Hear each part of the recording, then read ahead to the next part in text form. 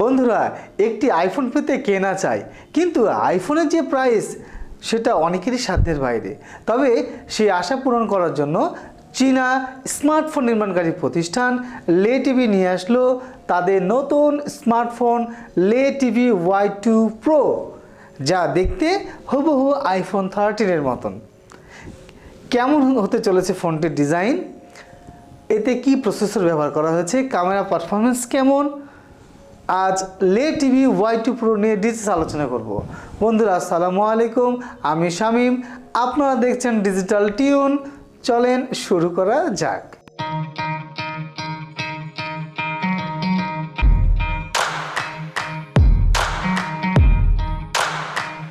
LTV Y2 Pro তে রয়েছে 6.5 inch display এবং তার সাথে আছে রিফ্রেশ রেট 60।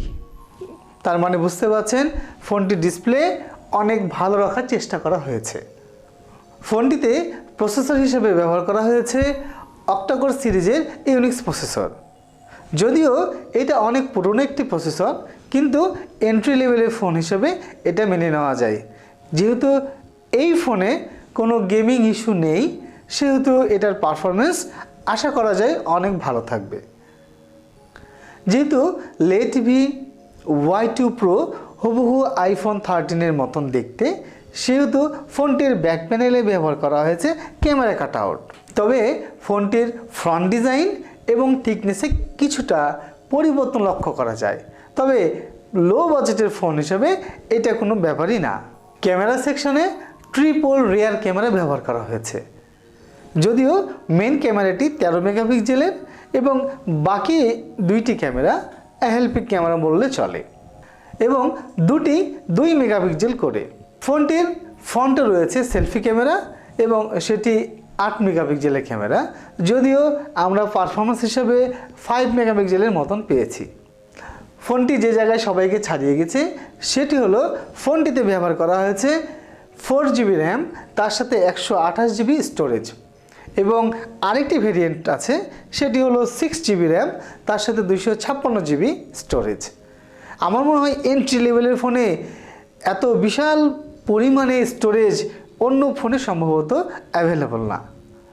পাওয়ার ব্যাকআপ হিসেবে ব্যবহার করা হয়েছে 4000 mAh ব্যাটারি এবং তার সাথে 10 ওয়াটের চার্জিং ফ্যাসিলিটি। আমার মনে হয় এখানে একটি সুন্দর অপটিমাইজ ব্যবহার করা হয়েছে, কেননা 4000 mAh ব্যাটারির সাথে 10 ওয়াট এর চার্জিং ফ্যাসিলিটি খুবই মানানসই, এবং এতে আপনার স্মার্টফোনটি খুব দ্রুত চার্জ হয়ে যাবে। তবে যে জায়গায় ফোনটির ধারে কাছেও কেউ নেই সেটি হলো ফোনটির প্রাইসে। বাংলাদেশের মার্কেটে ফোনটির প্রাইস রাখা হয়েছে শুধুমাত্র 8000 টাকা।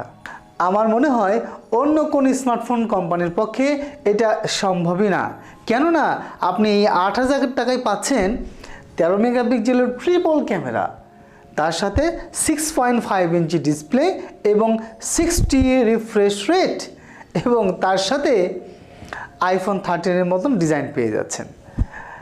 বন্ধুরা, এতক্ষণ আমাদের সাথে ভিডিওটি দেখার জন্য আপনাকে অসংখ্য ধন্যবাদ। সেই সাথে এখনও যারা লাইক শেয়ার করেননি, দ্রুত লাইক শেয়ার করে দিন এবং সাবস্ক্রাইব করতে ভুলে যাবেন না। আবার দেখা হবে নতুন কোনো টেক ভিডিও নিয়ে। সে পর্যন্ত ভালো থাকবেন। আল্লাহ হাফেজ।